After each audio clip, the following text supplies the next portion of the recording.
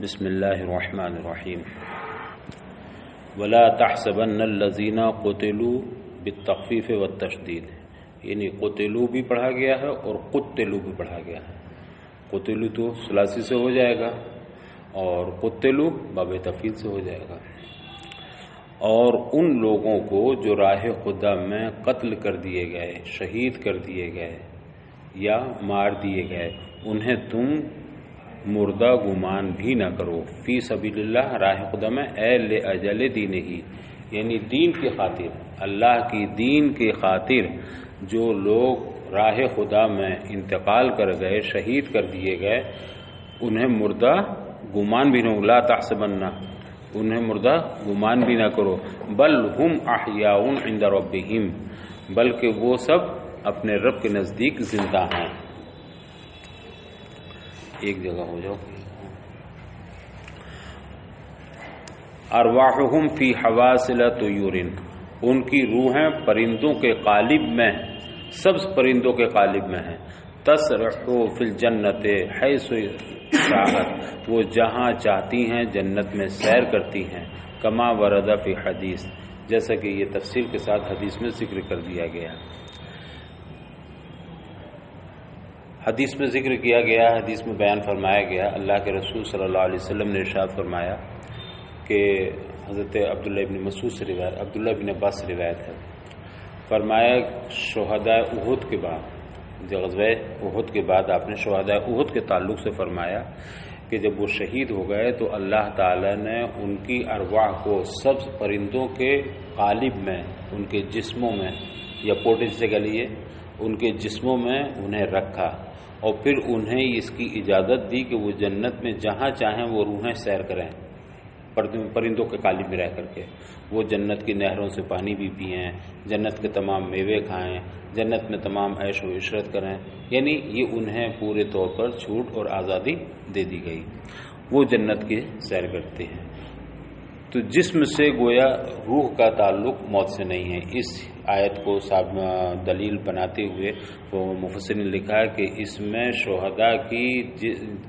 روح اور موت، روح اور جسم دونوں کے تعلق سے ہے کہ انہیں مردہ نہ کہو، یعنی ان کا جسم بھی خراب نہیں ہوتا، ان کی روح بھی خراب نہیں ہوتی، روح تو زندہ رہتی ہی ہے، ان کا جسم بھی خراب نہیں ہوتا، مٹی اس کو برباد نہیں کرتی ہے۔ اور ایسے مشاہدات بھی ہوئے ہیں، صحابہ کرام سینکڑوں سال کے بعد، یا کچھ بزرگوں کی بھی اگر قبریں کھلی ہیں تو ان کا صرف بدن ہی نہیں، کفن تک کا ویسا کہ ویسے، یعنی جو چیز ان سے لگ گئی ہے، جس چیز کو ان سے نسبت ہو گئی ہے، وہ بھی خراب ہونے سے بچ گئی ہے۔ ان شہداء کی ارواح حواسل طیور، یعنی ان سبز طیور خضرن، سبز پرندوں کے قالب میں جنت میں سیر کرتی ہیں، حیث و شاءت، جہاں چاہتی ہیں سیر کرتی ہیں، تو انہیں یہ اجازت ملتی ہے۔ پھر ان کی قندیلیں عرش اعظم کے نیچے لٹکی ہوئی ہیں،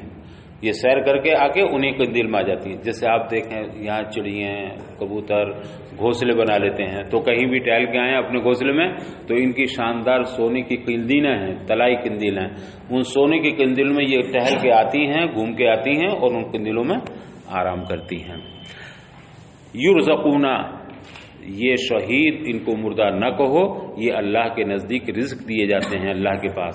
یاکلون من ثمار الجنہ، وہ جنت کے پھل کھاتے ہیں، جنتی نہروں کے پانی پیتے ہیں، جنتی پھلوں کو کھاتے ہیں۔ فرحین، اور یہ شاد اور خوش رہتے ہیں، خوش ہیں۔ حال من ضمیر یرزقون، یہ یرزقون کی ضمیر سے حال واقع، یعنی اس حال میں کہ وہ شاد اور خوش ہیں، بالکل مگن ہیں۔ بما آتاہم اللہ من فضلہ، کس چیز سے خوش ہیں؟ اللہ نے جو انہیں اپنے فضل سے عطا فرمایا، ان پر جو انعامات کی بارش فرمائی، یعنی انہیں کتنی سیر کنی، جنت میں تمام فضا ہموار کر دی، آزادی دے دی، پھر وہ جنت کے میوہ کھاتے ہیں، طرح طرح کی نعمتیں استعمال کرتے ہیں، یہ سب اللہ کے انعامات ہیں۔ تو اللہ کے انعامات جو ان پر ہوئے، اللہ نے جو اپنے فضل سے، اپنے انعام سے انہیں نوازا، اس پر وہ خوش اور شاد ہیں۔ وہم یستبشرون، اور وہ خوشی محسوس کر رہے ہیں، وہ خوش ہو رہے ہیں۔ یفرحون، وہ خوشی اور شاد محسوس کر رہے ہیں، شاد ہو رہے ہیں۔ بالذین لم یلحقوا بہم من خلفہم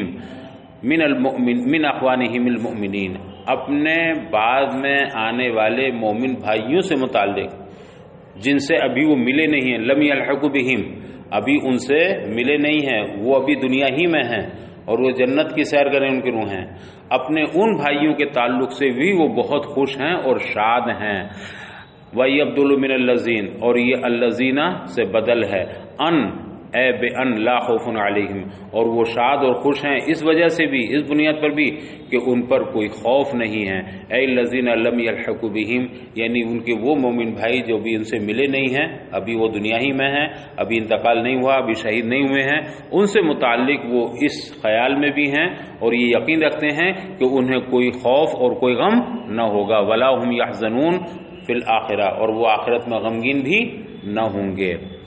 المعنی یفرحون بامنہم وفرحہم، آیت کا مفہوم یہ ہے، معنی یہ ہے کہ وہ اپنے ان آنے والے بھائیوں کے امن اور ان کی فرحت و مسرت سے وہ بہت خوش اور شاداں ہیں، یفرحون شاداں ہیں۔ یستبشرون بنعمت، اور وہ خوش ہیں اس نعمت سے، اس ثواب سے جو اللہ کی جانب سے انہیں ملا ہے، اللہ کے فضل، اللہ کی نعمت سے وہ خوش ہیں، وفضل زیادۃ علیہ، اور اس فضل سے بھی، اس عطا سے بھی جو اس پر مزید ہے، جو اس پر زائد ہے،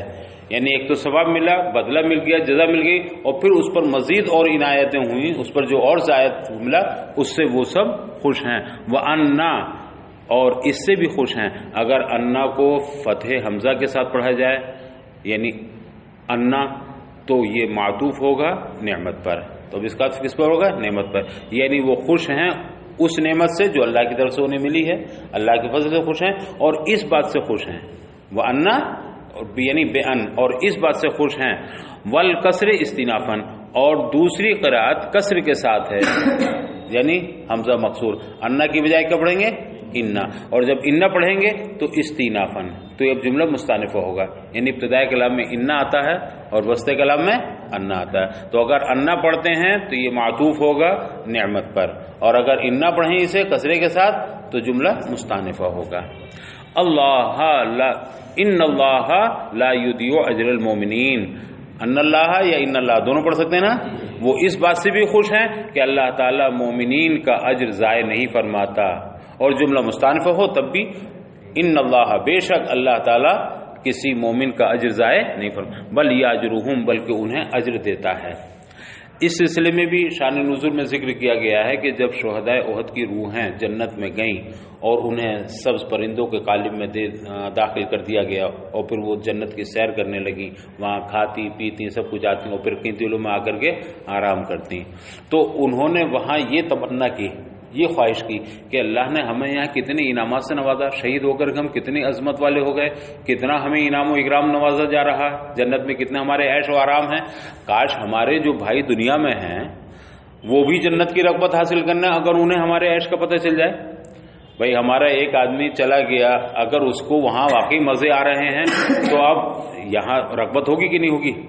آپ دیکھیں 4 آدمی اگر سعودیہ جانے کے اس میں ہو موڈ میں، اور ایک آدمی چلا جائے اور ایک آدمی جا کے وہاں کا، بھائی یہاں تو بڑے جلوے ہیں، بھائی کیا کہنے ہیں، نہ کوئی محنت ہے نہ کچھ کام ہے، اور شاندار بہترین تنخواہ بھی ہے اور وقت پہ کھانا بھی اور یہ بھی، اور بہت گاڑیاں ہیں ٹہلنے، جب وہ اتنی خوشخبری سنائے گا وہاں کے، ایسا منظر کشی کرے گا منظر، تو بتاؤ جو یہاں بھی 3 ہیں وہ چاہیں گے کہ نہیں؟ وہ بھی چاہیں گے کہ یار ہم بھی وہیں پہنچ جائیں، وہاں بہت آرام ہے۔ یا کوئی بھی آرام کی جگہ اگر کہیں چلا جائے تو ایک بھائی ہونے کی بنیاد پر، ہمدردی کی بنیاد پر، تو وہ مومنین، وہ شہداء احد جو جنت میں آرام اور عیش کر رہے ہیں، ان کی یہ تمنا ہوئی کاش ہمارا یہ حال ہمارے مومن بھائیوں کو بھی کوئی جا کے بتا دیتا تو انہیں جنت کی رغبت ہوتی، اور جو جہاد میں آنے کی نہیں تھوڑی پسوپیش ہوتی ہے وہ پسوپیش بھی نہیں ہوگی، بلکہ وہ دوڑ کر کے آئیں گے، اچھا شہید ہونے کے بعد یہ موقع ملتا چلو چلتے ہیں، تو انہیں جنگ کی بھی رغبت ہوگی، جنت کی بھی رغبت ہوگی، کاش یہ بات انہیں کوئی جا کر کے بتا دیتا کہ ہم کتنے آرام کتنے عیش میں ہیں۔ اللہ تعالیٰ نے فرمایا تمہاری یہ تمنا ہے تو میں یہ خبر دے دیتا ہوں تمہارے مومن بھائیوں کو۔ اللہ تعالیٰ نے پھر یہ آیت کریمہ نازل فرمائی، تو یہ اس روشنی میں کہ آیت کریمہ نازل اب اللہ نے بتا دیا، اب ظاہر سی بات ہے اصدق الصادقین کی خبر ہے، اس میں تو کوئی شبہ ہی نہیں ہے۔ استجابوا للہ والرسول دعاءہ بالخروج للقتال لما اراد ابو سفیان واصحابہ العودہ وتواعدوا مع النبی صلی اللہ علیہ وسلم سوق بدر العام المقبل من یوم احد۔ استجاب للہ والرسول، وہ لوگ الذین سے پہلے نا مبتدا ہے الذین استجابوا للہ والرسول، وہ لوگ جنہوں نے اللہ اور اس کے رسول کی پکار پر لبیک کہا، ان کی دعوت کو قبول کیا۔ استجابوا دعوت کو قبول کیا، پکار پر لبیک کہا۔ دعاءہ بالخروج للقتال، کون سی پکار، کون سی دعوت؟ رسول نے کیا دعوت دی تھی؟ جنگ کے لیے نکلنے والی۔ کب؟ لما ارادہ ابو سفیان و اصحابہ، جب ابو سفیان اور اس کے ساتھیوں نے غزوہ احد میں فتح حاصل کرنے کے بعد چلے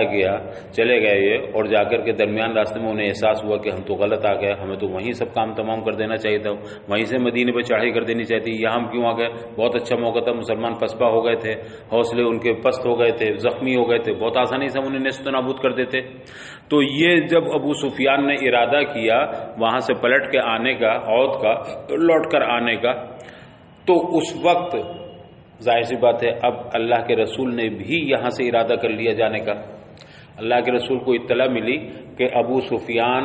مدینے پہ چڑھائی کرنے کے لیے پھر تیاری کر رہا ہے اپنے تمام ساتھیوں کے ساتھ، پورے لشکر اور فوج کے ساتھ۔ ایک شخص آ رہا تھا جو عمرے کو گیا ہوا تھا، نعیم بن اسود اشجعی، اس سے ابو سفیان نے کہا کہ تم مدینہ جا رہے ہو پلٹ کر کے، جا کر کے وہاں بتا دینا کہ ہم تیاری کر رہے ہیں اور آ رہے ہیں چڑھائی کرنے کے لیے۔ اور ایک روایت یہ بھی ہے کہ ابو سفیان نے اس سے یہ کہا کہ بھئی دیکھو میرا ارادہ تو ہو نہیں رہا ہے جانے کے لیے، وہ مروب ہونے لگا تھا، خوف بیٹھ گیا تھا دل میں کہ میں تو نہیں چاہ رہا ہوں جاؤں، لیکن اگر ہم رکیں گے تو اس میں ہماری بات خراب ہوگی، تم جا کے مدینے میں ایسی فضا قائم کر دو اور ایسی ہوا اڑا دو کہ وہ لوگ ہم سے مبہوت ہو جائیں اور وہ لوگ حوصلے ان کے ختم ہو جائیں کہ یار ہم اتنے بڑے لاؤ لشکر کے ساتھ آ رہے ہیں، تو مدینے والوں کے حوصلے پست ہو جائیں گے اور پھر وہ خود ٹال دیں گے جنگ کو، اور جب ان کی طرف سے جنگ ٹھہرے گی تو یہ شکست والی یا یہ توہین والی بات کس کی طرف منسوب ہو جائے گی؟ انہیں کی، ہماری ناک کھڑی رہے گی، ہم تو آ رہے تھے مگر انہوں نے منع کر دیا، وہی رک گئے۔ تو نعیم بن اسود اشجعی سے ابو سفیان نے کہا تم مدینے جا کر کے محمد رسول اللہ کو بتا دو، محمد کو بتا دو، ان کے ساتھیوں کو کہ ہم تیاری کر رہے ہیں، اور خوب پڑھا چڑھا کر کے بتانا، میں تمہیں 10 اونٹ دوں گا، صرف اسی بات کے کہ وہاں جا کے تم یہ ہوا پھیلا دو کہ وہ بڑی تیاری سے آ رہے ہیں تاکہ ان کے حوصلے ٹوٹ جائیں۔ اس نے کہا ٹھیک ہے، وہ آیا اور اس نے آنے کے بعد مدینے میں دیکھا تو یہاں سے بھی جنگ کی تیاری ہو رہی ہے۔ اللہ کے رسول نے اعلان فرما دیا کہ ہم جا کر کے مقابلہ کریں گے، وہ چلے گئے ہیں اور انہوں نے خبر بھجوائی ہے ہم پہنچیں گے مقابلہ کریں گے۔ تو دیکھا تو یہاں جنگ کی تیاری ہو رہی، جنگ کی تیاری دیکھ کر کے نعیم بن اسود کہنے لگا کیا کر رہے ہو، تمہاری کیا حیثیت ہے ان کے سامنے؟ ان کے پاس بہت بڑا جتھا ہے، ان کے پاس بہت بڑی فوج ہے، وہ جب آئیں گے تو تمہارا نام و نشان بھی ختم ہو جائے گا، لہذا تم ارادہ جنگ کا ختم کر دو، یہ اسود بن اشجعی نے کہا۔ تو اللہ کے رسول صلی اللہ علیہ وسلم فرمایا کہ یہ نہیں ہو سکتا، ہم نے ارادہ کیا ہے، ہم اب جائیں گے، ہم وہ تعاقب کریں گے۔ اس وقت ابھی تازہ معاملہ تھا کہ غزوہ احد سے مطلب وہ مسلمان وہاں سے آئے تھے اور وہ بھی شکست کھا کر کے آئے تھے، زخموں سے چور تھے، بالکل ایک دم زخمی تھے، زخم خوردہ تھے۔ اس کے باوجود اللہ کے رسول نے اعلان فرمایا کہ نہیں، ابو سفیان ابھی وہیں ہے، راستے میں مقام روحہ پر پہنچا ہے اور ایسے سے خبر آئی ہے، چلو پھر اس سے تعاقب کریں گے۔ تو 70 صحابہ کرام تیار ہو گئے کہ چلیے ہم چلتے ہیں۔ اللہ کے رسول فرمایا تھا اگر ایک بھی تیار نہیں ہوگا تو میں اکیلے ہی جاؤں گا، مگر میں اس کا تعاقب کروں گا، چونکہ وحی کے ذریعے اللہ کے رسول کو بتا دیا گیا تھا کہ ایسے سے ان کے دل میں خوف بٹھا دیا گیا ہے اور وہ تم پر غالب نہیں آئیں گے، تمہارے مقابل نہیں ہوں گے۔ تو اللہ کے رسول نے جب یہ اعلان کیا تو 70 صحابہ تیار ہو گئے ساتھ میں جانے کے لیے۔ بتاؤ یہ غزوہ احد کی بات ہے نا، اور اس وقت کی بات ہے جب لوگ زخمی تھے، بالکل زخموں سے چور تھے، تھکے ہوئے تھے، ابھی ہار کر کے آئے، ہارنے کے بعد اور تھکن بڑھ جاتی ہے، اگر جیت کے آتے تو حوصلے بلند رہتے، لیکن ایک تو ابھی زخم خوردہ ہے، پھر ہار کا اوپر سے ایک دباؤ ہے، لیکن اس حال میں بھی رسول اللہ کی آواز پر سب تیار ہو گئے۔ اللہ تعالیٰ اسی کو فرماتا ہے الذین استجابوا للہ والرسول، وہ لوگ جنہوں نے اللہ اور رسول کی پکار پر لبیک کہا، جیسے رسول نے فرمایا چلو، تیار ہو گئے چلنے کے لیے، اللہ رسول کی پکار پر لبیک کہا۔ دعاءہ بالخروج للقتال، کس چیز پر تیار ہو گئے؟ اس دعوت پر جو قتال کے لیے نکلنے کی آپ نے لوگوں کو دعوت دی، لوگوں کو بلایا۔ کب کی بات ہے یہ؟ لما ارادہ ابو سفیان و اصحابہ، یہ اس وقت کی بات ہے جب ابو سفیان اور ان کے ساتھی سب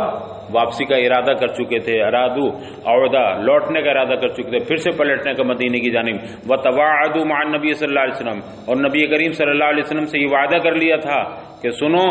آئندہ سال، عام المقبل، آئندہ سال سوق بدر میں ہمارا تمہارا مقابلہ ہوگا، من یوم احد،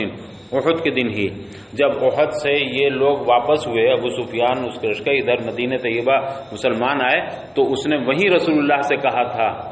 بلند آواز سے کہ محمد سنو، اب تو جو ہوا ہو گیا، آئندہ کے لیے تیار رہنا، سوق بدر میں، بدر صغریٰ جس سے کہا جاتا ہے، اس میں ہماری تمہاری ملاقات ہوگی اور اس میں ہمارا تمہارا مقابلہ ہوگا، تیار رہنا ایک سال کے لیے۔ یہ بدر صغریٰ ایک خاص جگہ جو درمیان میں مکہ اور مدینے کے، وہاں پر ایک بازار بھی لگتا تھا بڑا، جو 8 دن کا بازار ہوتا تھا، سال میں ایک بازار لگتا تھا، بڑا بازار مشہور وہاں کا تھا۔ انہی دنوں کے لیے وعدہ کیا اور معاہدہ کر لیا، عہد لے لیا پختہ کہ ہمارا تمہارا مقابلہ۔ اب جب مقابلے کا وقت آیا تو ابو سفیان کے دل میں خوف بیٹھ گیا تھا، وہ نہیں آئے۔ رسول اللہ صلی اللہ علیہ وسلم یہاں سے تیار ہو گئے اور 70 صحابہ کرام کے ساتھ میں لے کر کے چلے گئے وہاں جا کر کے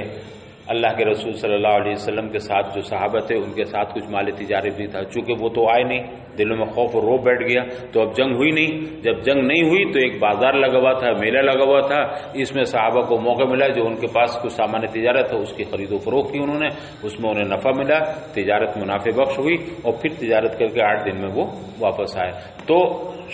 جنگ کے ارادے سے گئے تھے، درجہ شہادت یعنی جو غازیوں کا وجر ہوتا ہے وہ انہیں اجر ملا۔ یہ الگ بات ہے کہ انہیں کوئی تکلیف نہ پہنچی، جنگ ہی نہیں ہوئی تو تکلیف کیا پہنچتی، بغیر کسی تکلیف کے انہیں وہ عظمت بھی ملی جو شہداء کو ہوتی ہے، اور اس کے علاوہ جو تجارتی نفع تھا وہ تجارتی نفع بھی انہیں حاصل ہوا۔ وہ لوگ جنہوں نے اللہ رسول کی پکار پر لبیک کہا، یعنی جنگ کے لیے نکلنے کی دعوت کو قبول کیا، جبکہ ابو سفیان اس کے ساتھی نے لوٹنے کا پلٹنے کا ارادہ کر لیا، اور نبی کریم صلی اللہ علیہ وسلم کے ساتھ یہ وعدہ کیا، انہیں یہ چیلنج کیا تھا کہ آئندہ سال سوق بدر میں مقابلہ ہوگا، وہاں جنگ ہوگی۔ یہ یوم احد کی بات ہے، یوم احد میں اس نے یہ کہا تھا، من بعد ما اصابہم القرح، اس کے بعد کہ انہیں زخم پہنچ چکے تھے، زخمی ہو چکے تھے، یعنی وہ لوگ جنہوں نے اللہ رسول کی پکار پر لبیک کہا، اس کے باوجود کہ وہ کیا تھے، بہت حشاش برشاش نہیں تھے، زخم کردہ، بہت صحت مند نہیں تھے، زخم کردہ تھے، زخموں سے چور تھے، بے احدین، اور یہ زخم کہاں لگے تھے انہیں؟ میدان احد میں زخم لگے تھے۔ وخبر المبتدا، یہ تو مبتدا تھا، الذین استجابوا، وہ لوگ جو اللہ کے رسول کی پکار پر لبیک کہتے ہیں، خبر یہ ہے للذین احسنوا منہم، ان لوگوں کے متعلق، ان لوگوں کی نیت، ان میں سے جنہوں نے نیکیاں کی، نیک کام کیا، بطاعتہ ہی، اللہ کی اطاعت اور فرمانبرداری کی، واتقوا مخالفتہ، اور اللہ کی مخالفت سے پرہیز کیا، اللہ کے حکم کی مخالفت سے اللہ کی اطاعت کی اور مخالفت سے پرہیز کیا،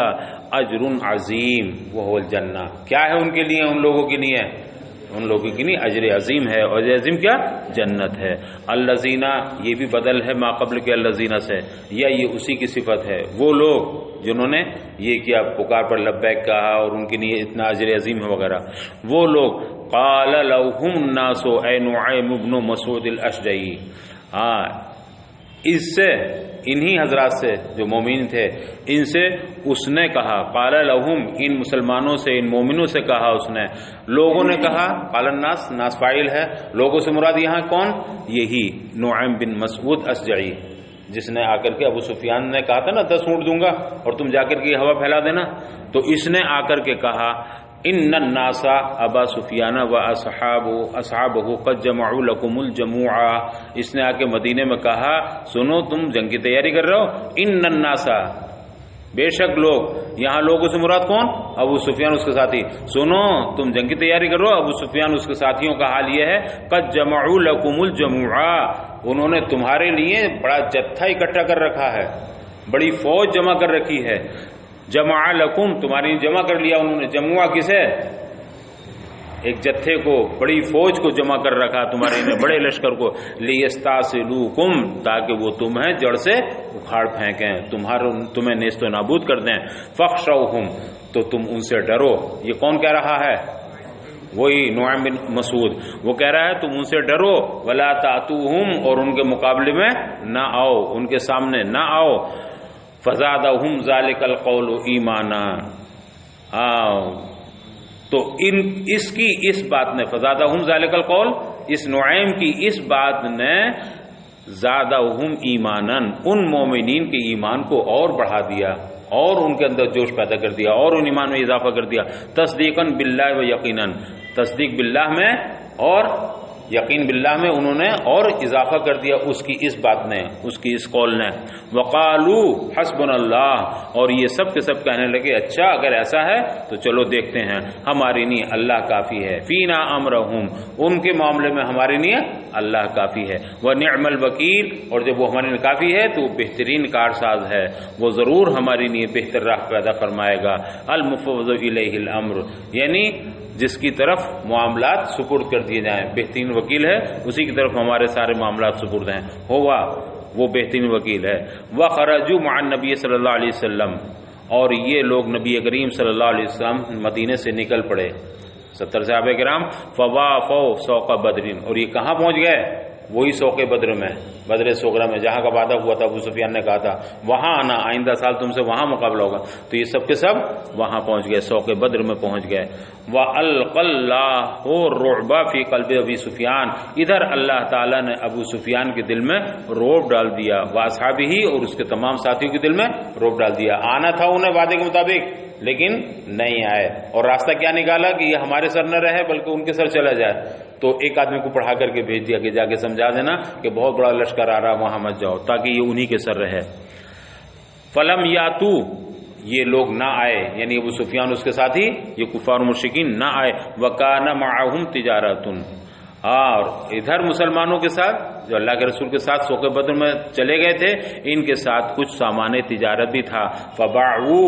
چونکہ بازار کے ایام تھے انہوں نے خرید و فروخت کی، وہاں اپنا سامان بیچا، وربحوا، اور اس تجارت میں انہیں خوب نفع بھی ہوا، تو نفع کے ساتھ واپس آئے۔ اس میں تو یہ ہے کہ وہ سفیان نے یہ کہا کہ ہم اگلے سال آئیں گے،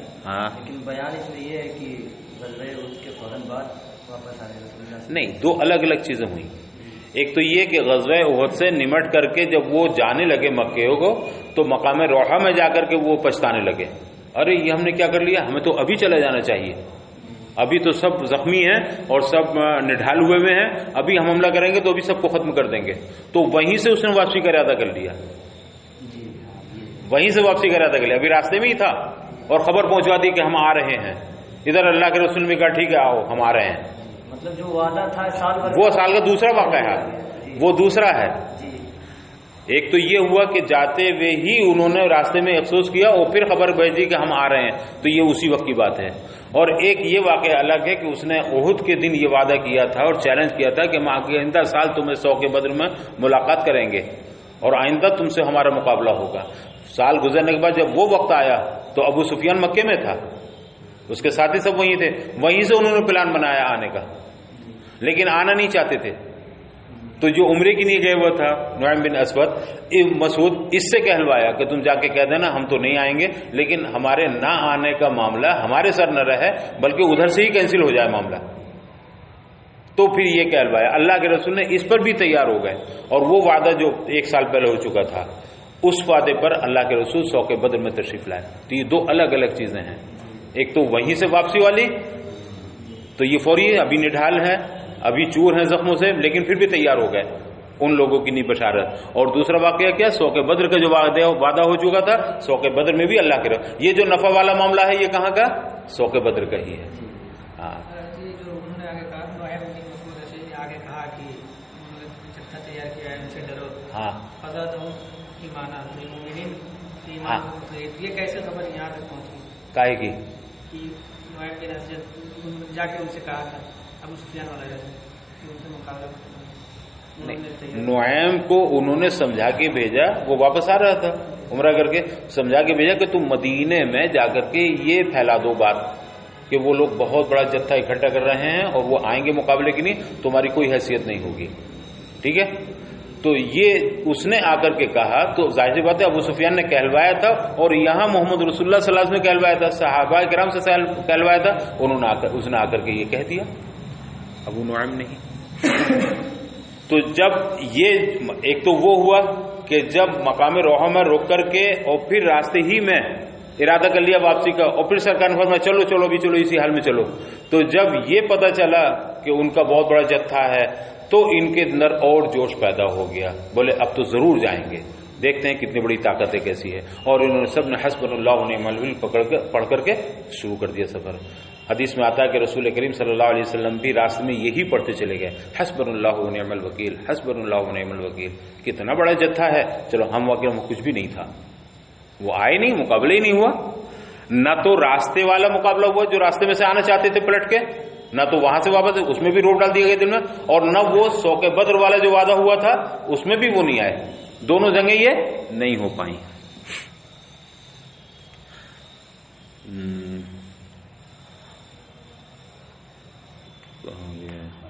قال تعالی، اللہ تعالی ارشاد فرماتا، فانقلبوا رجعوا من بدر، وہ لوگ بدر سے ہی لوٹ گئے، بنعمت من اللہ و فضل، اللہ کے انعام کے ساتھ اور اس کے فضل کے ساتھ. یعنی بدر میں تو پہنچ گئے، سوق بدر میں وہ تو آئے نہیں تھے مگر مسلمان سب پہنچ گئے، 70 مسلمان رسول اللہ کے ساتھ یہ پہنچ گئے. تو اللہ تعالیٰ فرماتا فانقلبوا، اب یہ لوگ سوق بدر سے جا کر کے واپس پلٹ آئے. اور یہ کیسے واپس پلٹے؟ بنعمت من اللہ، اللہ کی نعمت کے ساتھ، اللہ کے انعام و اکرام کے ساتھ، وفضل، اور اللہ کے فضل کے ساتھ یہ واپس آئے. کیا فضل؟ بسلامت و ربحین، یعنی بالکل صحیح سلامت واپس آئے اور نفع کے ساتھ واپس آئے. صحیح سلامت واپس اس لیے آئے کہ کوئی جنگ تو ہوئی نہیں، جو کوئی شہید ہوتا یا کسی کے زخم لگتا تو نہ تو زخم لگا نہ شہادت ہوئی، سلامتی کے ساتھ واپس آ گئے. اور دوسرے یہ کہ جو ان کے ساتھ مال تجارت تھا اس سے انہوں نے تجارت کی تو نفع کے ساتھ واپس آئے. لم یمسسہم سوء، یہ لوگ اللہ کے انعام اور اس کے فضل کے ساتھ واپس آئے. لم یمسسہم سوء، انہیں کوئی کسی قسم کی تکلیف نہ پہنچی، انہیں کوئی زخم نہ پہنچا. من قتل او جرحین، کیا چیز نہیں پہنچی انہیں؟ کوئی قتل و زخم کی تکلیف، نہ کوئی ساتھی شہید ہوا اور نہ کسی کو کوئی زخم لگا، اور کامیابی کے ساتھ واپس آئے. ان تمام انعامات کے ساتھ جو ایک شہید کے لیے ہوتے ہیں ان کے ساتھ واپس آئے. واتبعوا رضوان اللہ، اور اللہ کی رضا و خوشنودی لے کر کے لوٹے، یعنی اس کی تباہ کی اللہ کی رضا خوشنودی کے ساتھ ہے. بطاعتہ و رسولہ، اللہ کی اطاعت اور اس کے رسول کی اطاعت کی وجہ سے. فی الخروج، کس بات میں اطاعت کی انہوں نے اللہ اور رسول کی؟ جو بلایا گیا تھا، اعلان کیا کہ چلو پھر مقابلے کی چلتے ہیں، تو پھر سب کے سب تیار ہو گئے. تو چونکہ اللہ اس کے رسول کی اطاعت کی تھی، اس اطاعت کی وجہ سے اللہ تعالیٰ کی وہ رضا مندی اور خوشنودی لے کر واپس ہوئے. واللہ ذو فضل عظیم، اللہ تعالیٰ عظیم فضل والا ہے، بڑے فضل والا ہے، علی اہل طاعتہ، اپنے اطاعت گزاروں پر. اللہ تعالیٰ کے جو مطیع فرمانبردار بندے ہیں اللہ تعالیٰ ان پر بہت فضل فرماتا ہے. انما ذالکم القائل لکم ان الناس الشیطان یخوفکم اولیاء الکفار. رب فرماتا ہے انما ذالکم، یقیناً وہ قائل، ذالکم القائل، یقیناً وہ کہنے والا، وہ بکواس کرنے والا، وہ قائل، لکم جس نے تم سے کچھ یہ کہا. کیا کہا؟ ان الناس، دیکھو اوپر جاؤ آیت کریمہ، ان الناس، ان الناس قد جمعوا لکم. نعیم بن مسعود اشجعی نے یہی کہا تھا نا. تو جس نے یہ کہا تھا ان الناس، یعنی انہوں نے بڑا جتھا جمع کر رکھا، تم کہاں مقابلے میں جا رہے ہو؟ قرآن فرماتا الشیطان، یہ شیطان ہے جس نے تم سے یہ کہا، یعنی یہ آگ لگا رہے تمہارے حوصلے پست کرنے کی نہیں ہے. یہ کسی بھلے آدمی کا کام نہیں ہے، یہ کسی مسلمان کا کام نہیں، بلکہ کس کا کام ہے؟ یہ شیطان کا. وہ چاہتا تھا کہ تم پست ہمت ہو جاؤ اور مقابلے نہ نکلو. فرماتا اللہ تعالیٰ انما ذالکم القائل لکم، بے شک یقیناً وہ شخص جو قائل ہے جس نے تم سے یہ کہا ان الناس الی آخرہ، الشیطان، یہ شیطان ہی ہے، یخوفکم اولیاءہ، جو تمہیں اولیاء شیطان سے ڈرا رہا ہے. اولیاء شیطان کون؟ الکفار، یعنی کفار و مشرکین، یہ سب شیطان کے دوست ہیں. تو یہ نعیم تمہیں اولیاء شیطان سے ڈرا رہا ہے، یہ خود شیطان ہے. فلا تخافوہم وخافون فی ترک امری ان کنتم مؤمنین حقا. فلا تخافوہم، اے مسلمانوں تم ان سے خوف زدہ نہ ہو. کن سے؟ ان کفار مشرکین سے، ان اولیاء شیطان سے تم خوف زدہ نہ ہو، وخافونی فی ترک امری، میرے حکم کے ترک میں مجھی سے ڈرو، بس ان سے ڈرنے کی ضرورت نہیں ہے، میرا خوف دل کے اندر رکھو،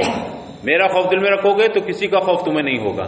اور ان کا رکھو گے تو تمہیں کہیں اطمینان اور سکون نہیں ملے گا۔ تم ان کا خوف دل میں نہ بٹھاؤ، ان کا خوف نہ رکھو، بلکہ ترک امری یعنی میرے حکم کے ترک کرنے میں تم مجھی سے ڈرو۔ ان کنتم مؤمنین حقا، اگر تم سچے پکے مومن ہو، تم یقیناً حقیقت میں مومن ہو تو کسی دشمن سے ڈرنے کی ضرورت نہیں، صرف مجھ سے ڈرو، اور جو اللہ سے ڈرتا ہے اس کے دل میں کسی اور کا خوف نہیں رہتا۔ ولا يحزنک بضم الیاء وکسر الزاء وفتحها وضم الزاء، ولا يحزنک، اور تمہیں غمگین نہ کر دے یہ چیز۔ یحزن کا اس کی دو قرات ہیں، ایک تو ضم یا اور کسر زا کے ساتھ، کیا پڑھیں گے؟ یحزن، اور دوسری رکعت ہے بفتح و ضم زا، فتح حمزہ، فتح یا اور ضم زا،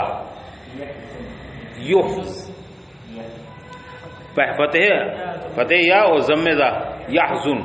پہلے ہے یحزن اور دوسرا ہے یحزن، یعنی اسی کا عکس، اسی کا الٹا۔ من حزنہ، لغتاً فی احزنہ، اگر اسے یحزن پڑھیں گے تو یہ احزنہ یحزن سے باب افعال سے ہوگا، اور یحزن پڑھیں گے تو نصرہ سے ہوگا، ثلاثی سے ہوگا۔ بہرحال حزنہ سے ہی ایک لغت احزنہ میں ہے، دونوں قرات ہیں، دونوں سبھی قرات ہیں۔ الذین یسارعون فی الکفر، ہاں وہ لوگ جو کفر کی طرف دوڑ رہے ہیں،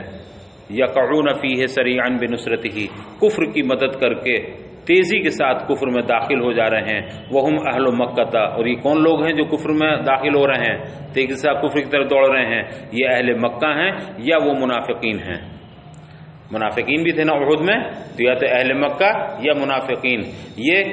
کس کی طرف دوڑ رہے ہیں؟ کفر کی مدد کے لیے کفر کی طرف دوڑ رہے ہیں، اس سے آپ غمگین نہ ہوں، یہ چیز آپ کو غمگین نہ کر دے۔ اے لا تہتم لکفرہم، اے محبوب آپ ان کے کفر کی وجہ سے انہیں کوئی اہمیت مت دیجئے، ان کے کفر کو کوئی اہمیت نہ دیجئے۔ انہم لن یضر اللہ شیئا، آپ اس کی کوئی اہمیت اپنے دل میں رکھیں، یقیناً ہرگز وہ اللہ کا کچھ نقصان نہیں کر سکتے۔ یہ جتنے کفار ہیں، مشرکین ہیں، منافقین ہیں، آپ انہیں کوئی اہمیت مت دیجیے، ان کی کوئی حیثیت نہیں ہے، یہ اللہ کا کچھ نہیں بگاڑ سکتے، یہ آپ کو غمگین نہ کر دیں۔ انہم لن یضر اللہ شیئا، بے شک یہ لوگ ہرگز اللہ کا کچھ نقصان نہیں کر سکتے، بفعلہم، اپنے کسی عمل سے، اپنے کسی فعل سے اللہ کا کچھ نہیں بگاڑ سکتے۔ وانما یضرون انفسہم، یہ کس کا بگاڑیں گے؟ اگر بگاڑیں گے تو اپنا ہی بگاڑیں گے، تو اللہ کا کچھ نقصان نہیں کر سکتے، اپنا ہی نقصان کریں گے۔ یرید اللہ الا یجعل لهم حظا نصیبا فی الآخرہ، اللہ تعالیٰ کی مشیت یہ ہے، اللہ تو یہ چاہتا ہے کہ ان کے لیے آخرت میں کوئی حصہ نہ ہو، ان کافروں کا، منافقوں کا آخرت میں کوئی حصہ، یعنی جنت میں کوئی حصہ ان کا نہ ہو، اللہ کی مشیت یہ ہے۔ فی الآخرۃ ای الجنت، یعنی آخرت میں ان کا کوئی حصہ نہ ہو۔ فلذلک قذلہم، اسی لیے تو اللہ تعالیٰ نے انہیں رسوا فرمایا، اللہ ان کی عزت چاہتا، اکرام چاہتا تو انہیں توفیق خیر سے نوازتا، اور جب اللہ نے انہیں رسوا کر دیا تو اس کا مطلب یہ ہے کہ اللہ تعالیٰ ان کی جنت اس کی مشیت میں نہیں ہے۔ اللہ تعالیٰ کی مشیت یہ ہے کہ ان کے لیے آخرت میں جنت میں ان کا کوئی حصہ نہ ہو، اسی لیے اللہ تعالیٰ نے انہیں رسوا کیا۔ وَلَهُمْ عَذَابٌ عَظِيمٌ، اور ان لوگوں کے لیے یعنی منافقین کے لیے، یہ کفار قریش کے لیے، ان کے لیے عذاب عظیم ہے، دوزخ میں، نار جہنم میں عذاب، دردناک عذاب ہے۔ ان الذین اشتروا الکفر بالایمان، بے شک وہ لوگ جنہوں نے ایمان کے عوض کفر کو خریدا، اے اخذوہ بدلہ، یعنی ایمان کے بدلے کفر اختیار کیا، وہ لوگ جنہوں نے ایمان کے بدلے کفر کو سودا کیا، کفر کو مول لیا، یعنی ایمان کے بدلے کفر اختیار کیا، لن یضر اللہ بکفرہم، وہ اپنے کفر کی وجہ سے اللہ کا کچھ نقصان نہیں کر سکتے، شیئا، کچھ بھی نقصان نہیں کر سکتے۔ وَلَهُمْ عَذَابٌ علیم، اور انہی کے لیے عذاب علیم ہے، علیم بمانے مولیم، دردناک عذاب، تکلیف دینے والا عذاب۔ عذاب کی صفت کیا ہوگی؟ علیم، عذاب تو خود عذاب ہے، لیکن صاحب عذاب درد میں مبتلا ہوتا ہے، تو عذاب کس کو تکلیف دیتا ہے؟ صاحب عذاب کو، صاحب عذاب کو تکلیف دینا۔ چلو بس۔